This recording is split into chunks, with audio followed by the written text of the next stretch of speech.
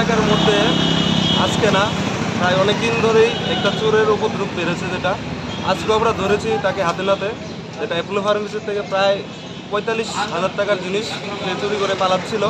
এবং শুধু Apollo pharmacy না, আমাদের এলাকার মধ্যে যতগুলি দোকান আছে সেই দোকান থেকে কিন্তু অনেক জিনিস সে চুরি করেছে, তার প্রমাণও আমরা পেয়েছি তার বাড়িতে গিয়ে। তো তার জন্য আমরা সব এলাকাবাসী আজ মিলে তাকে আমরা ধরেছি এবং পুলিশের কাছে তুলে দিয়েছি। কোন এলাকা? এটা হলো কৃষ্ণনগর কদমতলী এলাকা। পুলিশকে খবর দেওয়া হয়েছে? হ্যাঁ, পুলিশকে খবর দেওয়া হয়েছে এবং তাকে নিয়ে যাচ্ছে পুলিশ এখন। কোন জায়গায় লোকগুলো, কোন জায়গায়? লোকগুলি বলছে যে উনি পার্ক লাইনে অ্যাসিস্ট্যান্ট ম্যানেজার হিসাবে কর্মরত আছে, প্লাস উনি ইউপি মানে উত্তরপ্রদেশে থাকে উনি বলেছেন। কীভাবে চুরি করতেন?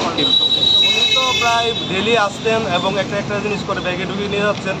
তখন কী হয়, মানে অ্যাপোলোর যারা কর্মচারী আছে তারা বুঝতে পেরেছে তাদের থেকে কিছু জিনিস কমতি আছে, তখন তারা সিসিটিভির মধ্যে যখন চেক করছিল তখন ওই লোকটা ধরা পড়ছিল। ঠিক সেরকমভাবে আজকে সকালবেলা সেই লোকটা চুরি করতে এসেছিল, তখন আবার সিমিলারলিভাবে তাকে ধরে আমাদের এলাকাবাসীর সমেত তাকে আমরা আটকে রেখেছি এবং পুলিশের খবর পেয়েছি এবং